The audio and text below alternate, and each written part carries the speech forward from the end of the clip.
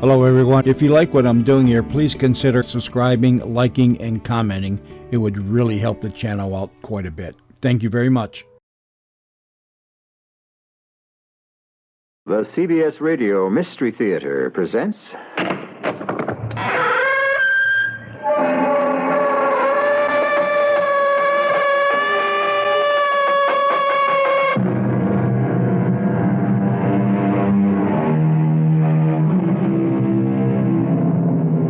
Come in. Welcome. I'm E.G. Marshall. One always admires the truth seekers, and rightly so. However, there have been times when men of good conscience have deliberately concealed the truth because they felt it would be unbearably painful. Paraphrasing the 17th century philosopher Vico, it might be said that men who do not know the truth of things try to reach certainty about them to satisfy their conscience. And yet, the discovery of truth can sometimes bring about the exact opposite effect. It satisfies everything except one's conscience. If I understand you correctly, and I think I do, Monsieur Dubois, you are telling me that you know exactly what I'm going to find out, and that it's ugly and venomous, and therefore should be kept secret. I say more than that, madame. I issue you a warning, and I beg you to heed it while there is still time. If you persist in this search, it will lead you inevitably to those who hold life very cheaply. So I ask you for your own sake, go home. Go home before you damage yourself irreparably.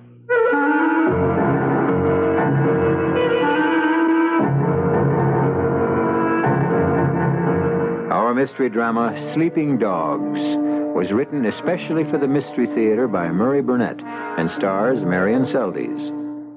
It is sponsored in part by Sign-Off, the Sinus Medicines, and Buick Motor Division. I'll be back shortly with Act One. Well, sir, I see you're one of the many people who bought a new Buick Century. That's right. Boy, you want to talk about roomy and comfortable. Just take a look in there. Go ahead. But you have curtains hanging in your car. Yes, and wallpaper, too. Well, why's that? Well, we like the Century so much, we decided to sell a house and live in it. Huh. Well, doesn't that get just a little crowded? Oh, I suppose it might after a while, but, well, we aren't home that much. Oh. Yeah, we got a little Skyhawk up north.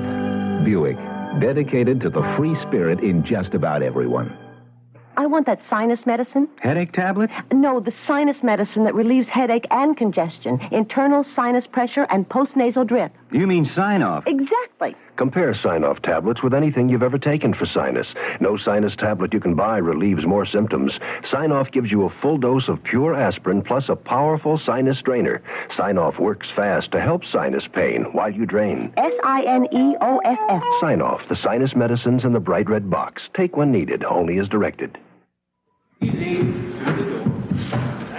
Zach goes in the other room. Oh, and just stack those crates for the time being, I guess. Mrs. Crawford? Yes? I'm Helen Warren, your welcome wagon hostess. Oh, hi. I know you're busy now.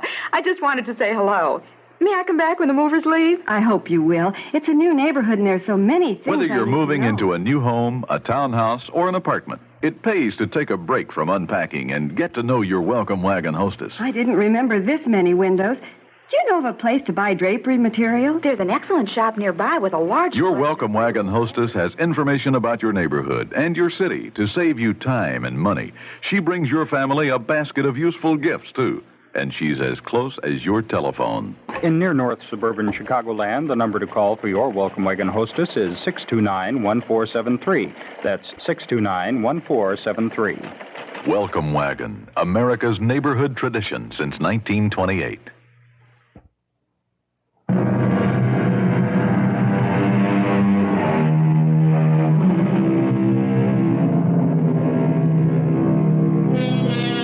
Memory is the great eraser.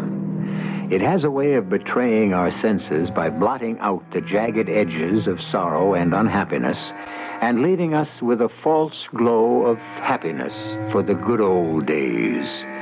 although it has been proven that the good old days weren't really so good at all. Many of us refuse to believe it, preferring to trust our memories. And some of us even go so far as to spend a lot of time in trying to relive the past.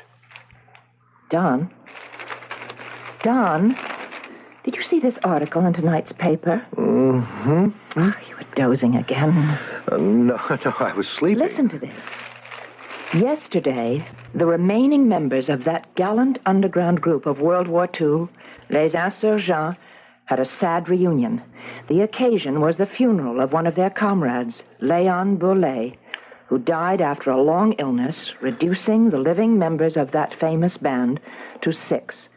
Les Insurgents were renowned for their daring exploits during the Nazi occupation and for being the link between a group of U.S. paratroops and the Free French forces some months prior to D-Day.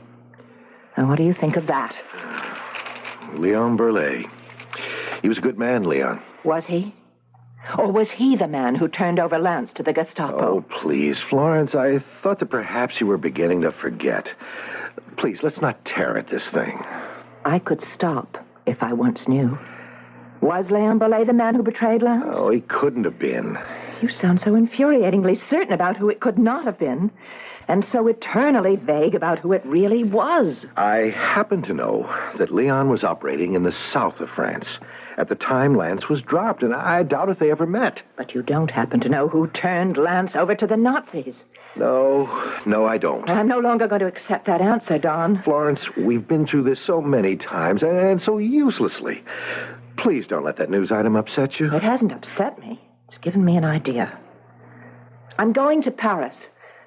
Somebody there must know. After 30 years, it's been forgotten, I'm sure, if anyone ever really did know. I've been married to you for more than 20 years, Don.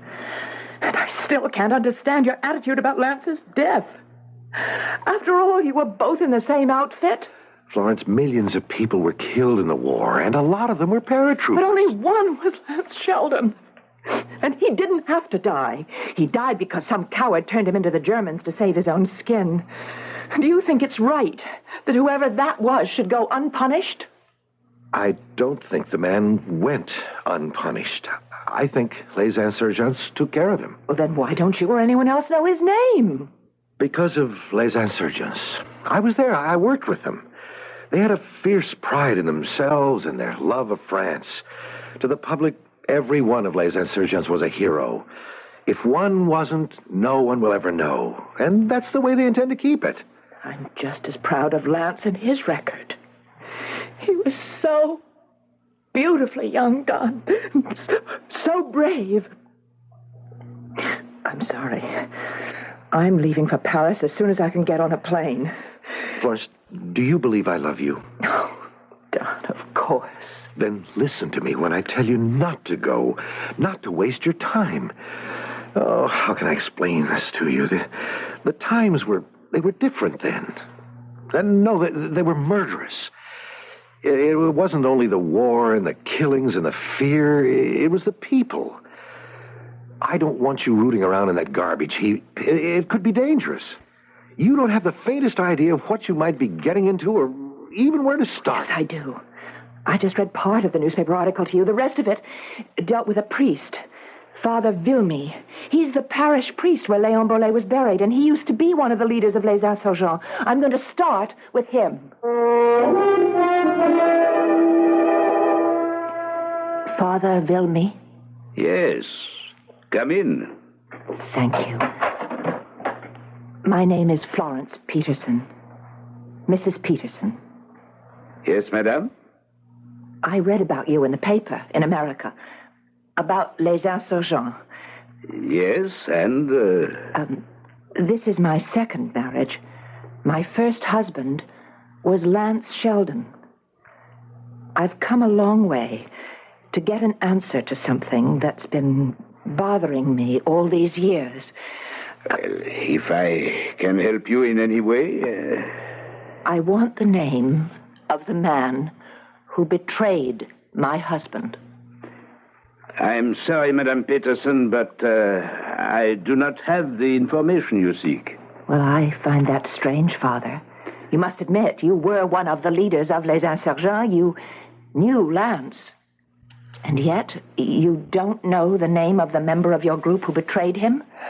You are a good woman, Madame Peterson. I am aware of your feelings, but you are completely unaware of the way a well-organized underground works.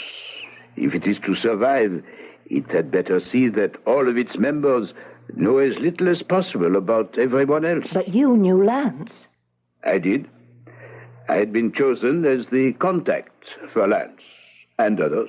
Well, can't you try to recall something that happened?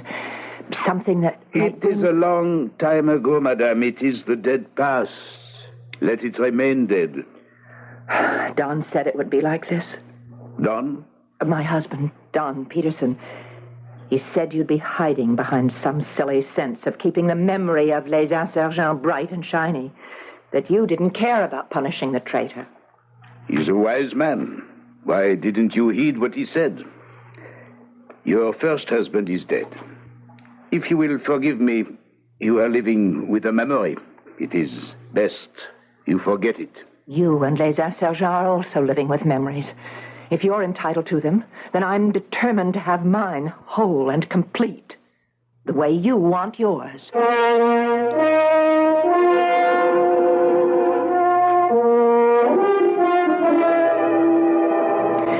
Salad niçoise and black coffee is all I want. No wine, thank you. No wine? But, Madame, in Paris, that's unthinkable. Thank you. I don't want either wine or your company. Yeah, but I think you do, Madame. You are Madame Florence Peterson, are you not? Yes, I am, but... Paul Dubois. You left a message for me. Oh, for you to telephone. You must forgive me, but I hardly expected you'd come here. Such a cryptic message, Madame. If you are interested in the history of Les Insurgents, call Madame Peterson at the Versailles. But I say to myself, Paul, be careful. How does this lady know about you and Les Insurgents? Perhaps it would be wise to find her personally and take her by surprise. And voila, I'm here. I am no longer afraid. What were you afraid of? Who knows? Ghosts, Madame. Evil shadows of the ugly past. A stirring of old cautions. I do not know if you would understand. Of course I do. You will be so kind as to tell me how you knew about me and Les Insurgents. I read it in the newspaper. You were one of the men who attended the funeral of Léon Boulay. Ah, and why should that have interested you? Before I married Donald Peterson, I was married to Lance Sheldon. So? And now you come here to Paris to ask me for what? The truth. But you have come to precisely the wrong person. Ask anyone and he will tell you that Paul Dubois is a tremendous liar. The truth is not in him. Please, this is important to me. Don't play the clown. You see, I know better. Don has spoken to me about you many times. Don is a fine man. Has he not told you what you want to know about Lance? He can't, because he doesn't know. Not know, but Don and Lance were in the same outfit. They went through training together.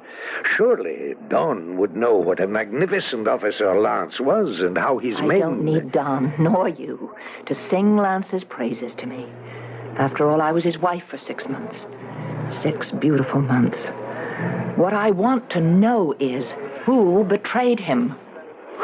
Why now, Madame? After all these years? I want justice. I want the man who delivered him to the Nazis punished. I want to make him suffer, just as Lance must have suffered before he died. I see. Your husband sent you? No, he asked me not to come.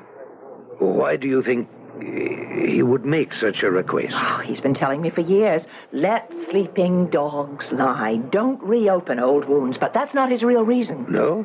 What do you think it is? Jealousy.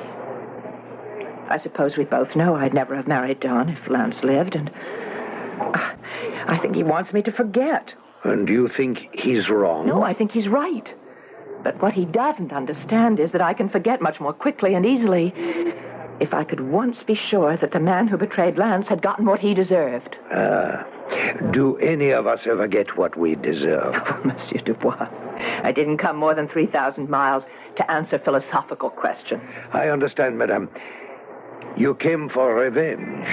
I should think you'd be even more anxious than I to see the man who betrayed you punished. Madame, if I were to tell you... That man there, at the door. It's Father Vilmy. Huh? Ah, nonsense. What would he be doing here? I tell you, it is. Yeah, well, sit here a moment. I've known Alex much longer than you. I'll see if it is he. He's not wearing his collar. He just went out the door. I'll be back immediately.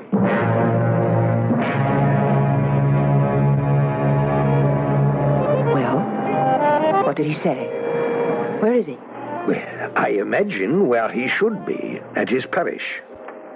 You're telling me that I didn't see Father Vilmy? Madame, I searched the corridor and the lobby. Alex was not there. Why are you lying to me? I'm sure I saw him. Please forget what you think you saw. You want to know why Les Insurgents should not be as anxious as you to see the betrayer punished. Remember? Yes. Well, the answer is very simple. Now, if I were to furnish you with a statement signed by our surviving members, swearing to their knowledge of the name of the betrayer, would that satisfy you? Would the statement include the name? No. Well, why not? Because it would serve no purpose. That's the only reason I'm here. Madame, Paris was a very different city under the occupation, a very different world. Values were different then. Not mine. Have you ever turned up a stone and suddenly what was beautiful and verdant is ugly and venomous, and the peaceful countryside changes completely? You are telling me that what I may find out is ugly and venomous and therefore should be kept a secret. I'm saying more than that, Madame Peterson. I am asking you to take the statement we are willing to give you and return home. Heed my warning while there is still time. If you persist in this search, there is danger for you. You're threatening me. No. I am simply warning you that your search will inevitably lead you to some who held life very cheaply in those days. And they may easily revert to that old savage philosophy. I cannot be responsible for what may happen.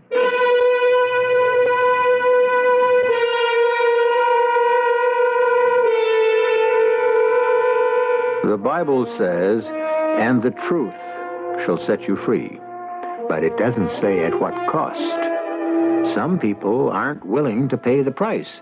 But Florence Peterson seems willing to risk her life in order to find and punish the man who betrayed her husband. I'll be back shortly with Act 2. Sears announces the Great American Paint Sale. Now save $4 a gallon on Easy Living, the one-coat paint Sears used to help protect the home of Betsy Ross and Boston's Old North Church.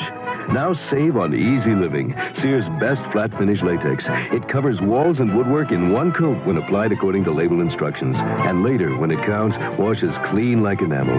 Regularly $11.99, on sale now only $7.99. A $4 savings for great American homes like yours. Here we are talking with one of the thousands and thousands of people who bought a Buick this year. This is a Skylark, right? That's right. Pretty, huh? Indeed it is. You want to sit in it? I'll let you for $1.25. Do you charge to let people sit in your Skylark? Well, this is a very nice car. Look, I figure when word gets out, people will be lined up for blocks. Hey, you want to honk the horn? Give me a dime.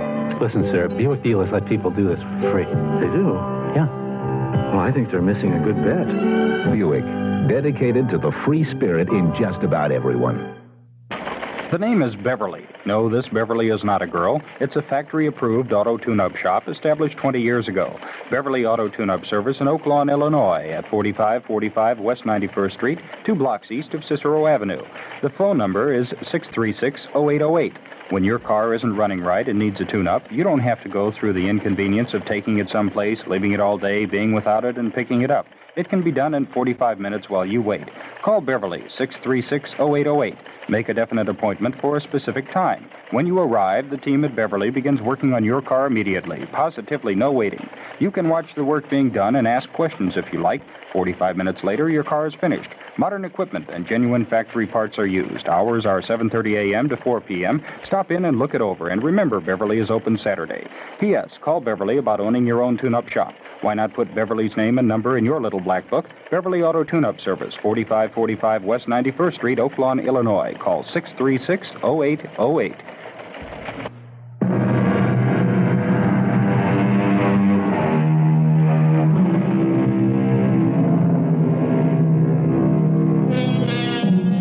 We've all heard perhaps too much about anti-American feeling all over the world, and some travelers return with stories about the coldness of the French to American visitors.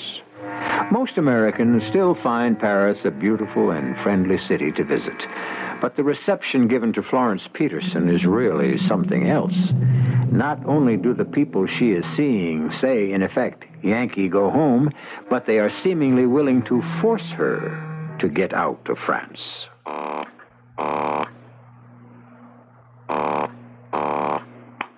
Hello? Monsieur Dubois, are you responsible for this note that was slipped under my door a few minutes ago? Who is this? Florence Peterson. I'm calling to tell you that I don't appreciate what you've done. I react very badly to threats. Slowly, madame, if you please. I don't know what you're talking about. But I'll read it to you. Madame, forget what you have come here for. If you are wise and concerned for your safety and sanity, you will be on a flight out of here tonight. Be wise and go. Signed, a friend of Les Insurgents. Madame, I know nothing about this. But if you will recall, I said it was dangerous for you to stay. That's why I telephoned you. As a member of Les Insurgents, I felt that you could possibly... I think we should meet. Only if you'll agree to help me. I know you can if you want to. Let me say that I will not be antagonistic. And you won't tell me to go home. That must be your decision. Let us say the Café de la Paix at 4 this afternoon.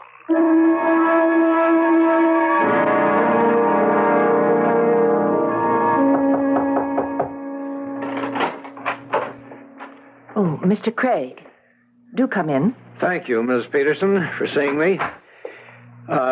My credentials to show that I'm attached to the consul here in Paris. I checked right after you phoned. Well, that was wise. I can't imagine why you wanted to see me. Well, about your, shall we say, mission here in Paris. And how did you hear about it, Mr. Craig? Well, that doesn't have any bearing on my reason for being here, Mrs. Peterson. You've opened a can of worms. I thought so. I'm happy to hear you confirm it. Don't jump to conclusions. We're not happy about what you're trying to do. What? Well, now, please, I'd like you to try to understand. I'll try. The information you seek will only, stir up a lot of trouble and cause repercussions that far outweigh any personal motives that you may have. Mr. Craig, why should you be here to keep me quiet? Well, I assure you, Mrs. Peterson. What is it? Why are so many people anxious for me not to know the identity of a traitor? Well, that's one way of looking at it. Is there any other way? Mrs. Peterson, whether you like it or not, the world has moved on. Some of the heroes of the resistance, and particularly Les Insurgents, have become important figures. What you're trying to tell me in your special diplomatic fashion is that the man who betrayed my husband is now an important figure and must be protected. No, I never said that. You've misunderstood completely. No, I don't think so. Mr. Craig, I don't care what happens, as long as I can find the man who was responsible for my husband's death.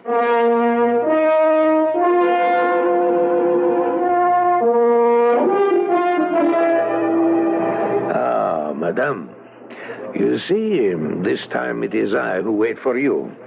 Please sit down. Thank you, Monsieur Dubois.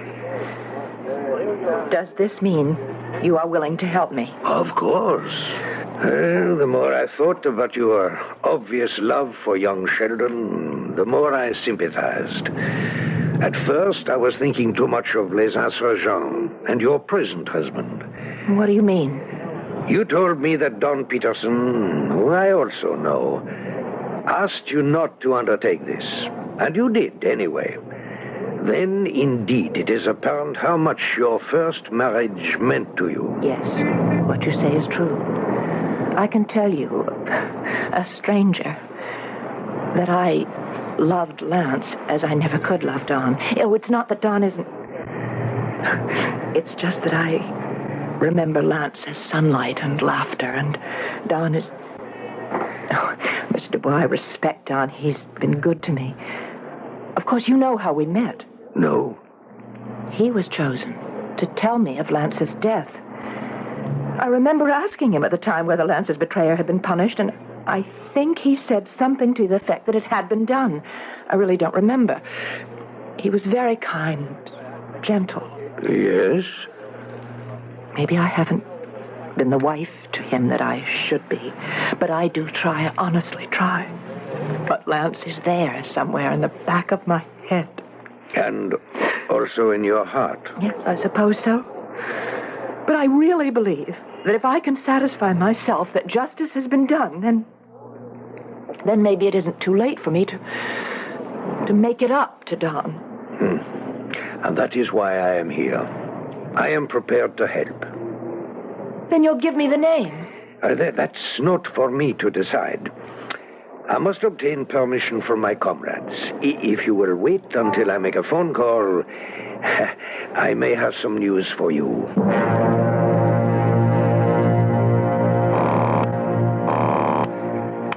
Yes? Paul Dubois here. You have spoken with her? I can only apologize. The identity of the man who gave Lance Sheldon away has become an idée fixe with her.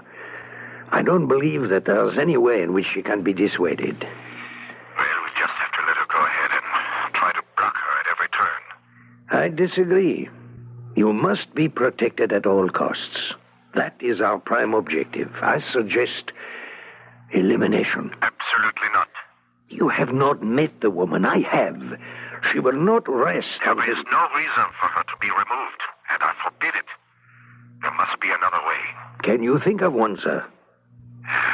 What about Alex? Well, she started with him. She may have a reason to mistrust him. He is still a priest. Perhaps we can get him to help you prepare some kind of a charade. Something that would satisfy her and still conceal the truth. Everyone would be happy.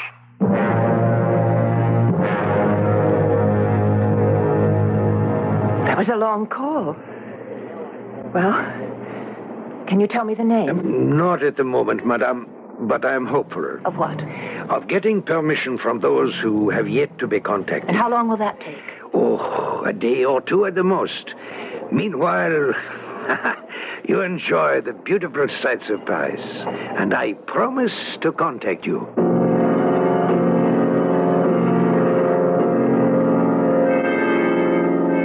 Alex, a course of action has been suggested. One in which you can be of help.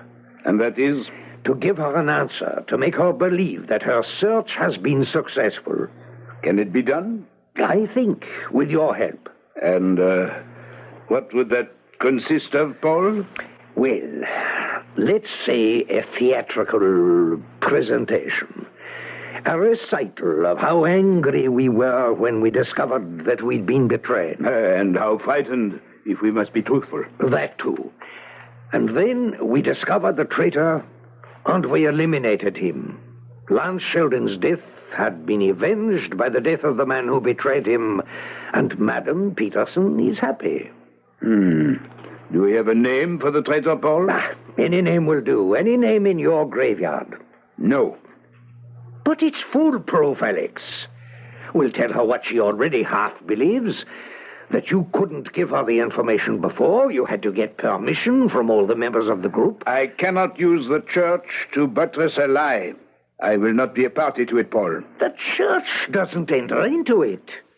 We're using Alex Vilmy, a former member of Les Insurgents, to protect our reputation. Alex Vilmy could have done it. Father Vilmy cannot and will not. Think of the peace that you will bring to this poor, tortured woman. I have spent time with her. She's sincere. She really must have this information. And you? Think of the poor soul lying in his grave. The soul who never committed a murder, and whom I, a priest, now name as a killer. No, Paul. You cannot ask this of me. I do. In the name of Les Insurgents. In the name of every one of us who fought alongside you, Alex, and who died protecting you and me, I do ask it. And I refuse. In the name of the Lord.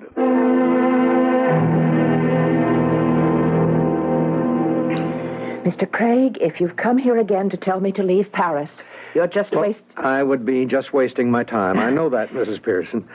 And as I told you over the phone, that's not my purpose. But surely you're not here to help me. Well, that's exactly why I am here. There's been a good deal of time spent at the consulate about you and your search.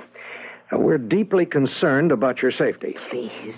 Oh, we do have a responsibility for your welfare. We must keep an eye on you here in Paris. But we ask you a favor. To give us your word that if you leave the city, you'll let us know immediately. And also tell us your destination. Why should I do that? Well, for your own sake. It isn't too much to ask. All right. I don't see what harm that can do.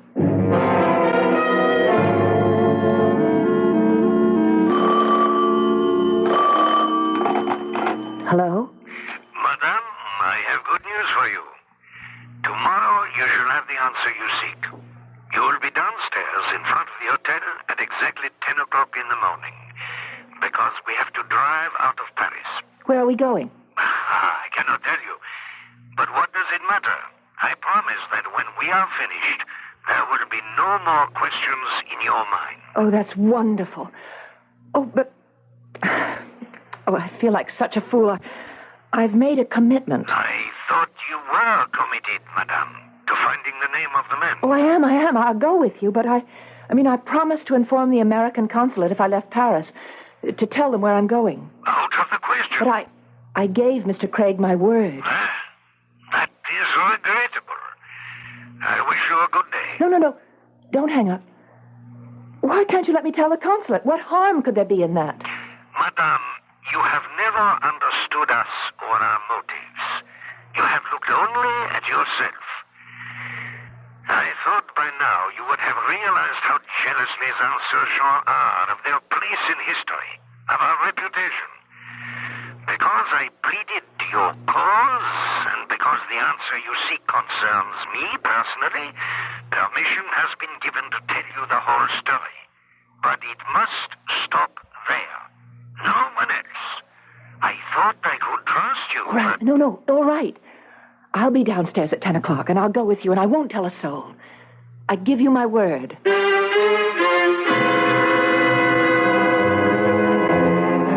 Fools rush in, of course. But as a matter of fact, Florence Peterson is neither a fool nor an angel. Just a haunted woman driven by a need to know the answer to a question that has nagged at her and almost destroyed her life. We'll be back with the answer she receives in just a few moments. Now, True Value hardware stores offer two remarkable power tools with no strings attached. Skill cordless drills. Hi, Pat Summerall to tell you about them. First, there's the Skill 3/8-inch cordless reversing drill and screwdriver. Its high torque and low RPM suits it for heavy-duty work. It reverses to remove screws or jammed drill bits. You can use it indoors or out, and it recharges overnight. This Skill 3/8-inch cordless reversing drill works so well, you'll probably use it even where your regular drill would reach. Yet it's just $39.99. The second skill tool from your True Value hardware store is the 1/4-inch cordless drill with double reduction gearing for high torque and a trigger safety lock to prevent accidental starts. It's just $25.99. So get the power tools with no strings attached. Skill cordless tools. They're just a few of the many values at participating True Value hardware stores. By the way, tell them Pat Summerall sent you. Not all batteries are created equal. Some last a lot longer than others, like the unequaled Eveready alkaline power cell batteries from your nearby True Value hardware store. They're unequaled because they use a chemical system that's entirely different from that of regular batteries. The extra power they provide makes them ideal for portable radios, tape recorders, any device that you use frequently or for long periods of time.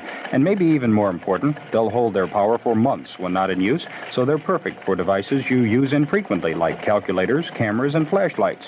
True Value hardware stores offer ever-ready alkaline power cell batteries in popular C, D, and AA sizes.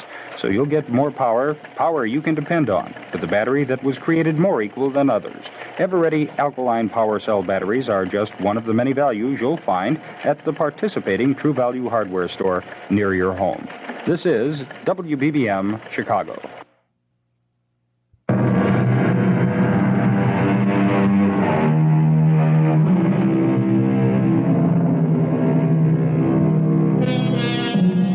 At some point in our lives, I'm sure all of us have felt that we were out of place. But I wonder how many of us have ever experienced the feeling of being out of time. That is to say, that your presence in that particular place was either too early or too late. That was exactly the feeling that Florence Peterson was experiencing as she sat beside Paul Dubois and felt him slow the pace of the speeding car. We're almost there, madame. Colombey-les-Deux-Églises. Isn't this the town where General de Gaulle lived? And is buried, madame, as are some of his officers and brave men of the resistance. Right here, in this cemetery. If you please, madame. Thank you.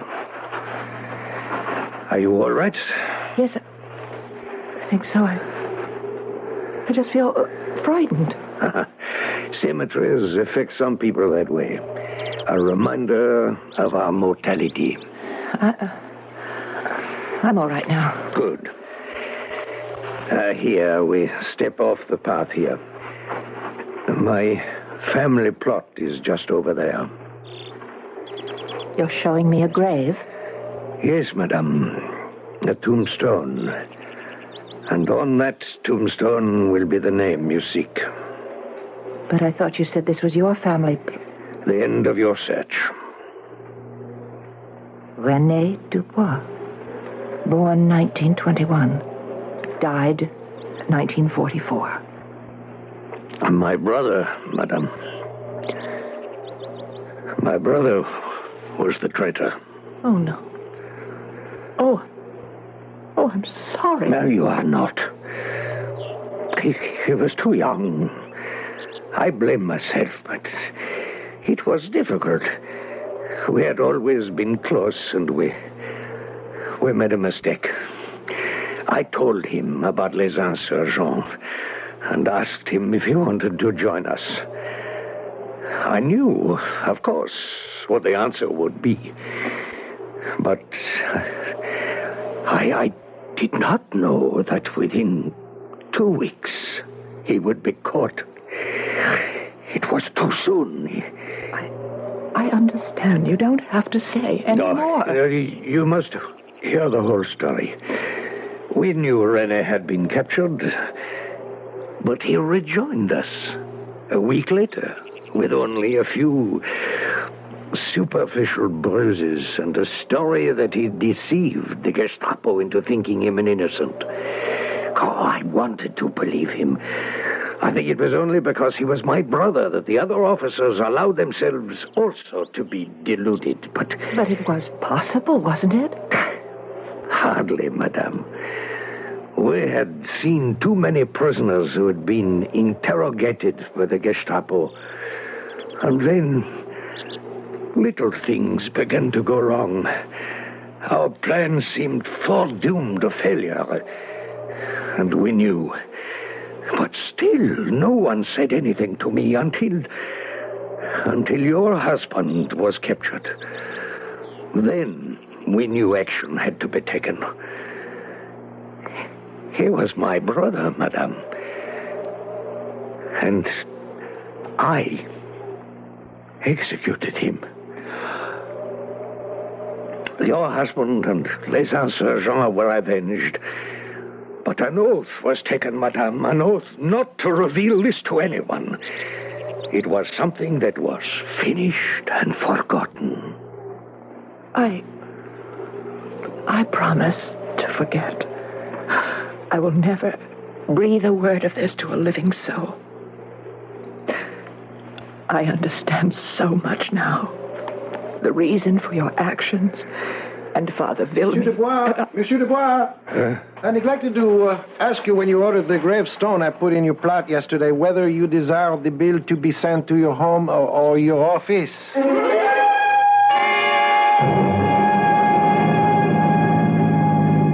I can understand your anger, madame. You are beneath contempt. I warned you, madame. I told you I was a liar, not to be trusted. A liar? What you've done to me is inhuman. What a fool I've been. You knew when you went through that utterly contrived story about your brother. I cried. Madame, I beg you to consider. Your pride has been hurt, nothing more. Oh, shut up. Very well. I shall resign myself to a long, silent drive back to Paris. Good. You can think of other ways in which to try and stop me while I try to find the truth. Because I want it now more than ever. Madame, I repeat the only word of truth I have spoken to you. For your own good, go home.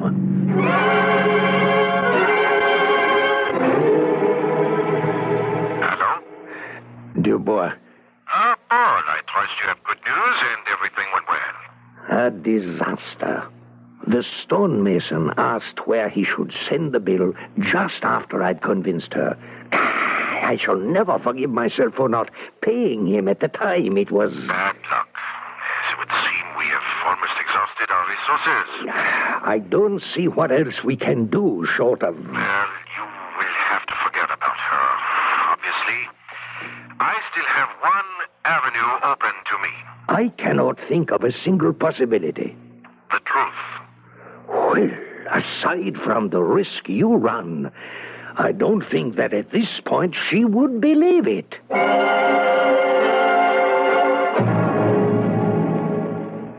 Hello? Don. Oh, I'm so glad you're home. I know it's terribly expensive to call, but I must talk to you. I've missed you. I missed you, too. Honestly, more than I thought I would. I need you, Don. Oh? What is it? Something new has come up. What is it? I have to go to Munich. Why? Why don't you take what is good advice and come on home? Oh, Don, please. Not you. Just let me read you this note I received. Go ahead. Madame, if you want the answer you have been seeking so avidly, go to Munich. You will find an Heinrich Rothman listed in the telephone directory. Call him. Identify yourself as having been sent from Paris by the Fox. 30-some-odd years ago, he was Colonel Rothman, head of the SS forces in Paris. He has the answer you seek. Don, you hear me? Yes? Well, what should I do? All I can say is that there was a Colonel Rothman, and if I were you, I'd call Munich before I leave Paris. If you reach him, tell him you're coming. And don't tell him why over the phone.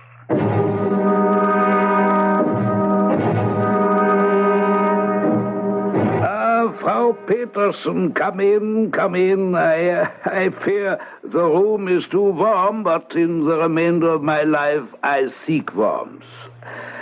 How do you come to know the Fox? My husband served with the resistance in France. You said your name is Peterson. Your husband was not French? My husband's name was Lance Sheldon. Captain Sheldon. And I want to know the name of the man who betrayed him. It's someone important, someone so important that no one will tell me. Frau Peterson, are you sure you want this information? I've come a long way to get it, Colonel Rothman. The name of the traitor was Sheldon. Captain Lance Sheldon of the United States Army. What? What are you saying? Your first husband, Frau Peterson, was the man who betrayed les insurgents. I don't believe you. Well, believe what you want. You came to me for an answer. I give it to you. A French farmer who had been cooperating with us saw your husband's parachute descent one night. He reported it to us, and we picked up Captain Sheldon. No. No. If you do not wish me to continue, I will stop. We will talk about other things. It can't be true. Lance would never... Captain Sheldon quickly saw the strengths of our position and the weakness of his, particularly after we introduced him to some prisoners we had interrogated. So he quickly agreed to work for us. He did fairly well, but did not, as I had hoped, get us the identity of the fox.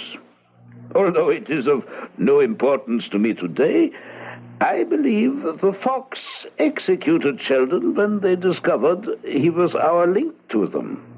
And if that is so, then there would be good reason not to tell you, no? It just can't be. This is another of their tricks. It's just another attempt to keep me from the truth. I won't fall for it. I won't allow them or you to blacken the name of my husband. Break my heart. Oh?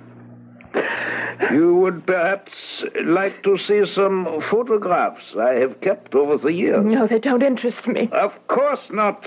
You're just another fool who does not want the truth, who wants to believe only what she... Good day, Frau Peterson. No. Wait. You do have some pictures. Be patient. When I wheel myself over to the desk, I will show you. Here. Wait. There is it. Ah. You see, Frau Peterson, when we enlisted the spy, we tried to make sure that he would not betray us, and so we took pictures like these. Careful. We are fragile after all these years, but you see, they clearly show Captain Sheldon in uniform, shall we say, fraternizing with me and some other members of the SS. There is your husband. There is your hero. Well, what a fool. She's fainted.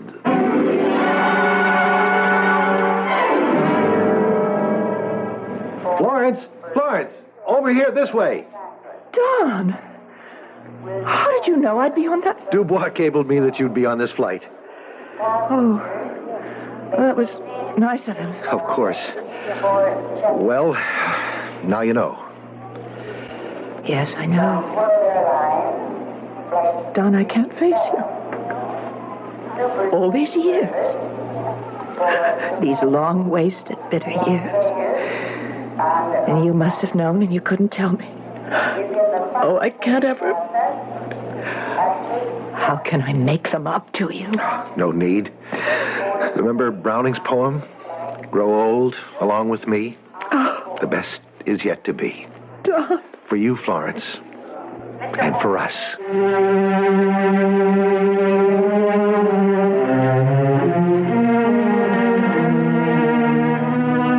Most of us treasure our illusions. Indeed, some very great writers, Eugene O'Neill being one of them, felt strongly that once stripped of them, we wouldn't find life worth living. But there must be exceptions to every rule, and particularly one would feel when the bitter loss of illusions can also give you a reason for living. And Don Peterson had just given his wife the best reason in the world: love. I'll be back shortly. Allstate asks, do you own a small business?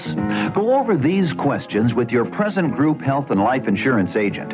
If your agent doesn't say yes to every one, then... Talk to the good hands people. First question. Does your present group plan cover all x-rays and lab tests other than in routine physical exams? If not... Talk to the good hands people. Does your present group plan provide disability income protection to help replace your employees' paychecks and yours? If not... Talk to the good hands people. You're in good hands with Allstate. See your Allstate agent to find out what an Allstate plan costs, what is and isn't covered, including benefit reductions and terms under which insurance continues in force. Allstate Insurance Companies, available in most states to businesses that qualify. Moving on. town. You're leaving the past miles behind you. With Allied Van Lines, you're homeward bound. Hello, tomorrow, I'm on my way. I know you're gonna bring a brighter day. I've got the Allied spirit, and it feels like I'm going home.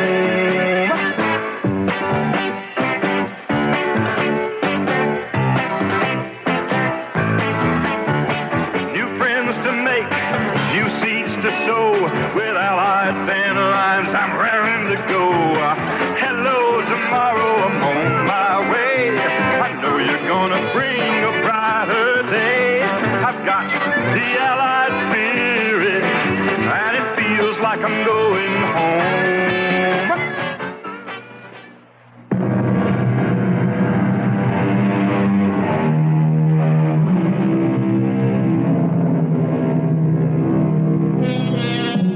The cynical among us never tire of pointing out how horrible life is. English poet A.E. Housman wrote that the two traits of man are to stand up and walk the treadmill, or to lie flat, know nothing, and be still. He sums it all up by saying, "Which is worse, I know not, but I know that both are ill." I can think of a number of things that make life worth living. Things like work and love and storytelling. Our cast included Marian Seldes, Court Benson, Guy Sorel, and Robert Maxwell. The entire production was under the direction of Hyman Brown. Radio Mystery Theater was sponsored in part by Allied Van Lines, Allstate Insurance Companies, and True Value Hardware Stores. This is E.G. Marshall inviting you to return to our Mystery Theater for another adventure in the macabre. Until next time, pleasant dreams.